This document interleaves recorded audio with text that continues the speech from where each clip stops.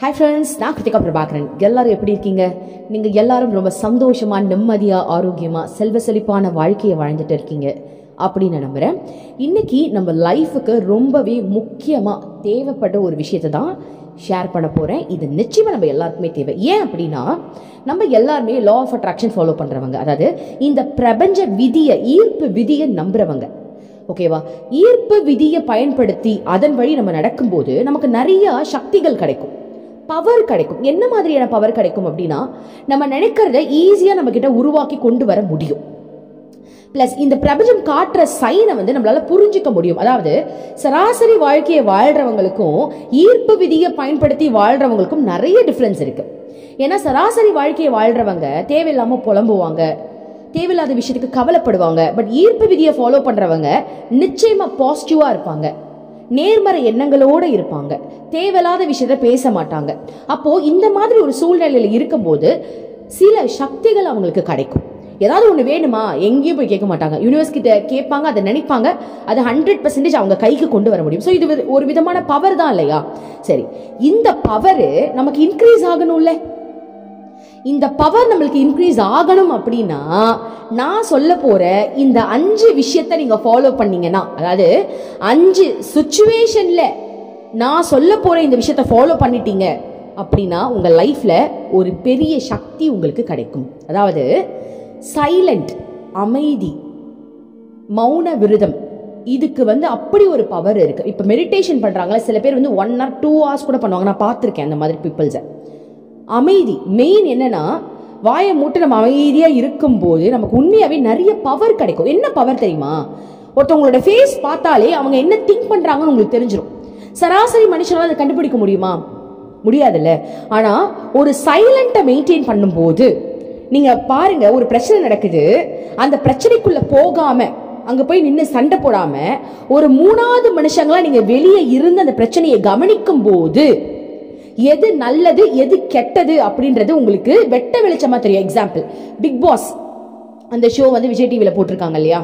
அந்த பிக் பாஸ்ல உள்ள இருக்கிறவங்களுக்கு நான் செய்யறது நியாயம் அவங்களுக்கு தெரியும், நான் கரெக்டா தான் பண்றேன்னு அவங்க நினைச்சிட்டு இருப்பாங்க. ஆனா வெளியில இருந்து நம்ம பார்க்கும் போதுதான் எது சரி எது கரெக்ட், இவங்க இப்படி அங்க பிஹேவ் பண்ணிருக்கலாம் அப்படின்ற ஒரு கணிப்பை நம்மளால கணிக்க முடியுது இல்ல.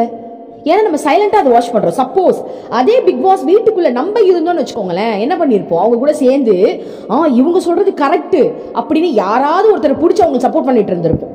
நியாயமா நம்மளால எதுவுமே பார்க்க முடிஞ்சிருக்காது. அப்போ எப்ப ஒரு பர்சன் சைலண்டா ஒரு விஷயத்த கவனிக்கிறாங்களோ, அந்த சைலண்டா இருக்கும் போது அவங்களுக்கு கிடைக்க வேண்டிய பவர் அதிக அளவுல கிடைக்கும்.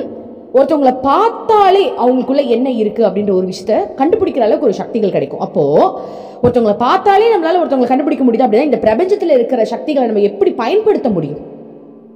சரியா? அந்த தன்மையை நம்ம அடையணும் அப்படின்னா நான் சொல்ல போற இந்த 5 சூழ்நிலையில நீங்க அமைதியா இருக்கணும்.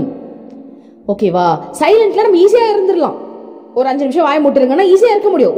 1 hour கூட நிச்சயமா முடியும். நம்ம நினைச்சா முடியும், நம்ம நினைக்கலாம் முடியாது, நம்ம நினைச்சிட்டோம்னா முடிஞ்சிடும். ஆனா நான் சொல்ல போற இந்த 5 சிச்சுவேஷன்ல நீங்க நினைச்சா கூட கொஞ்சம் ட்ரை பண்ணி தான் நம்ம இருக்க முடியும். ஓகேவா? என்ன மாதிரி சிச்சுவேஷன்ல நம்ம மெயினா சைலண்டா இருக்கணும் அப்படின்னு பாத்தீங்கன்னா, உங்களுக்கு எப்ப கோபம் வருதோ அந்த டைம்ல நீங்க பேசவே கூடாது.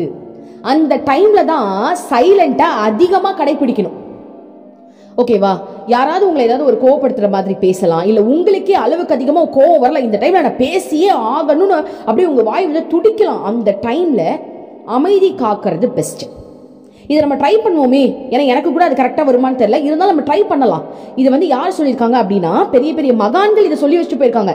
5 சூழ்நிலையில நீங்க சைலண்டா இருக்கணும். அதுதான் இப்ப நான் உங்களுக்கு எக்ஸ்பிளைன் பண்றேன். ஓகேவா? சோ அதிகமான கோபம் வரும்போது சைலண்ட் ஆயிடுங்க, அந்த இடத்துல இருக்காதீங்க, இல்லைன்னா ஓடி எங்கேயாவது போயிடுங்க. ஓகேவா? நம்பர் 2, வித்தவுட் நாலேஜ் நம்ம தேவையில்லாம பேசவே கூடாது. அதாவது ஏதோ ஒரு விஷயம் நம்ம வீட்டுல பேசிட்டு இருக்காங்க, இல்ல நம்ம ஆபீஸ்ல ஏதோ ஒன்று பேசிட்டு இருக்காங்க, அதோடைய நாலேஜ் நம்மளுக்கு பெருசா இல்ல அப்படின்னும் போது, நாலேஜ் இல்லாத ஒரு விஷயத்தை பத்தி ஒரு இடத்துல டிஸ்கஷன் போகுது அப்படின்னா அந்த டைம்ல நம்ம சைலண்ட் ஆயிடணும். ஏன்னா சைலண்டா இருந்தாதான் உண்மையான நாலேஜை நம்ம கெயின் பண்ணிக்க முடியும். மற்றவங்க என்ன சொல்றாங்கன்னு அட்லீஸ்ட் நம்ம கேட்டு தெரிஞ்சுக்க முடியும். ஸோ ஒரு விஷயத்தை பத்தி நம்மளுக்கு முழுமையா தெரியல அப்படின்னா அந்த டைம்ல நம்மளுடைய வார்த்தைகளை பேச்ச ஸ்டாப் பண்ணிட்டு சைலண்டா ஆயிடணும். ஆட்டோமேட்டிக்கா அந்த நாலேஜ் நம்மளுக்கு கிடைச்சிடும். Number 3, rumours. ரூமர்ஸ்னா என்னது? பின்னாடி பேசுறது, புறம் பேசுறது. ஒருத்தவங்க யாராவது ஏதாவது ஒரு கதையை சொல்லுவாங்க, இந்த பர்சன் அப்படி அந்த பர்சன் அப்படின்னு. அது சில பேருக்கு பிடிக்கும். அதை பத்தி ஜாலியா அது பேசுறதுனால எப்படி உள்ளுக்குள்ள ஒரு சந்தோஷம் அதை பத்தியே பேசுவாங்க. சோ அது ரூமர்ஸ். அந்த மாதிரி இடத்துல சைலண்ட் ஆயிடணும். உங்களுக்கு பிடிக்காத ஒரு இடத்துல ஒருத்தவங்க ஒரு விஷயம் பேசுறாங்க, இது உங்களுக்கு தேவையில்லைன்னு உங்க மனசுல படுதுன்னா அந்த டைம்ல அப்படியே சைலண்ட் ஆயிடுங்க. அதே மாதிரி ரீசனே தெரியாம ஒரு இடத்துல போய் நம்ம நின்று பேசக்கூடாது. அதாவது ஒருத்தவங்களுக்கு ஏதோ பிரச்சனை இருக்கு, உங்களுக்கு அது டவுட்டா இருக்கு, அது உண்மையா பொய்யா எதுவுமே தெரியல, ஒரு மாதிரி டவுட்ஃபுல்லா நீங்க இருக்கீங்கன்னா அந்த டைம்ல நீங்க சைலண்ட் ஆயிடணும். அப்போ நான் என்ன சொல்ல வரேன்னா, 3rd பாயிண்ட், ரூமர்ஸ், புறம் பேசும்போது நம்ம கூட சேர்ந்து பேசக்கூடாது. அந்த டைம்ல நம்ம வாயை மூடிட்டு சைலண்டா ஆயிடணும். ஓகேவா? நம்பர் 4, மற்றவங்க அவங்களுடைய ஃபீலிங்ஸை ஷேர் பண்ணுவாங்கல்ல, கவலையை ஷேர் பண்ணுவாங்கல்ல, அவங்களுடைய பெயினை ஷேர் பண்ணி அழுவாங்கல்ல, அந்த மாதிரி டைம்ல நீங்க சைலண்டா அதை கவனிக்கணும். ஏன்னா அவங்களுக்கு தேவை யாராவது ஒருத்தர் நம்ம பேசுறது கேட்க மாட்டாங்களா அப்படின்ற உணர்வு தான் அவங்களுக்கு அதிகமா இருக்குமே தவிர, அந்த டைம்ல நான் உனக்கு சொல்றேன் அப்படின்னு அவங்களை குத்தி காட்டுறதா இருக்கட்டும், இல்ல சொல்யூஷன் சொல்றேன்ற பேர்ல அவங்களுக்கு பிடிக்காத விஷயத்த சொல்றதா இருக்கட்டும், அது அவங்க மனசை பாதிப்படைய வைக்கும். ஸோ அந்த மாதிரி நேரத்துல நீங்க சைலண்டா இருக்கிறது நல்லது. ஓகேவா? இப்போ என்கிட்ட நிறைய பேர் கவுன்சிலிங் வருவாங்க. 1 மணி நேரம், அதாவது 1 hour தான் கவுன்சிலிங் டைம். உண்மையா நான் சொல்றேன், சில பேர் 1 மணி நேரம் அவங்க மட்டுமே பேசுவாங்க. அப்போ டைம் அதிகமாக தான் நான் சொல்லுவேன், சரி ஓகே இப்போ நான் உங்களுக்கு சொல்யூஷன் சொல்லலாமா மேம்? இல்ல, விடவே மாட்டாங்க, விட்டதே இல்லை. அந்த மாதிரி நிறைய பேர், ஒரு 2-3 பேர் 1 hour அவங்களே ஃபுல்லா பேசியிருப்பாங்க. பேசிட்டு சரி நான் என்ன சொல்ல வரதுன்னு யோசிக்கும் போது அவங்க, இப்பதான் மேம் எனக்கு உங்ககிட்ட பேசுறதுக்கு ரொம்ப நிம்மதியா இருக்குன்னு. எனக்கு ஷாக்கா இருக்கும். நான் இன்னும் உங்களுக்கு சொல்யூஷனே சொல்ல ஆரம்பிக்கலையே. அப்ப எனக்கு தெரியும், ஓகே ஃபைன், அவங்க உள்ளுக்குள்ள இருக்கிறதுல கொட்டுறதுக்கு ஒரு ஆள் வேணும். ஸோ அதுக்காகவே என்கிட்ட நல்லா கொட்டிட்டு போயிடுவாங்க. அது உங்களுக்கு சந்தோஷமா இருக்கு, நானும் ரொம்ப சந்தோஷப்பட்டேன். ஏன்னா எனக்கு தெரிஞ்சிடும், சம்டைம்ஸ் நான் விட்டுருவேன், ஓகே என்ன வேணுமோ நீங்க பேசிட்டு போங்க அப்படின்ட்டு. ஆனா சில பேர் சொல்யூஷனும் தேவை இல்லையா? சொல்யூஷன் தேவை இருக்கும்போது நான் அதை கண்டிப்பா ஸ்டாப் பண்ணிட்டு ஒரு ஸ்டேஜ்க்கு மேலே சொல்யூஷன் சொல்லிடுவேன். ஸோ மற்றவங்க அவங்க எமோஷனல் ஃபீலிங்கை ஷேர் பண்ணும்போது மேக்சிமம் அதை கவனிக்கும் போதுதான், அதை கவனிக்கணும். அப்பதான் அவங்களுக்கும் ஆறுதல், உங்களுக்கும் நீங்க ஒரு படி உயரத்துல வருவீங்க. உங்களை ஒரு ஸ்டேஜ்க்கு மேல உங்களை ஒரு பெரிய ஞானியா நினைச்சுப்பாங்க. ஓகேவா? ஸோ அதை கவனிச்சுட்டு அதை அப்படியே விட்டுறலாம், நீங்க அதை உங்க மனசுக்குள்ள போட்டுக்க வேண்டாம். ஸோ அந்த மாதிரி நேரத்தில் சைலண்ட் ஆயிடணும்.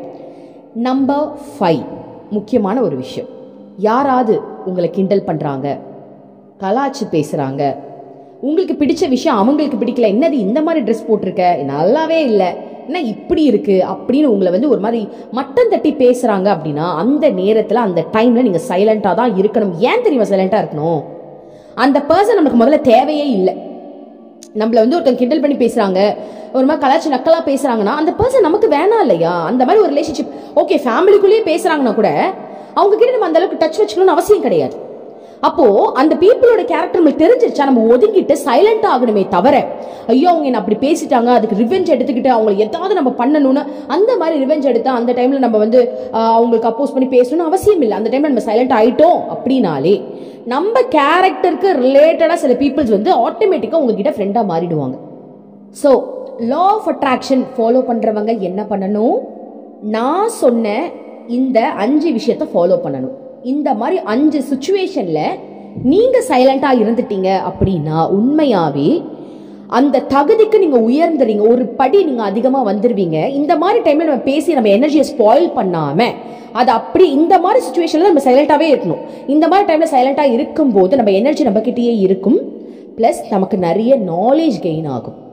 அது மட்டும் இல்லாம சைலன்ஸை கடைபிடிச்சிட்டோம் அப்படின்னா நமக்கு கிடைக்க வேண்டிய பவர்ஸ் இன்னும் அதிகமா கிடைக்கும்.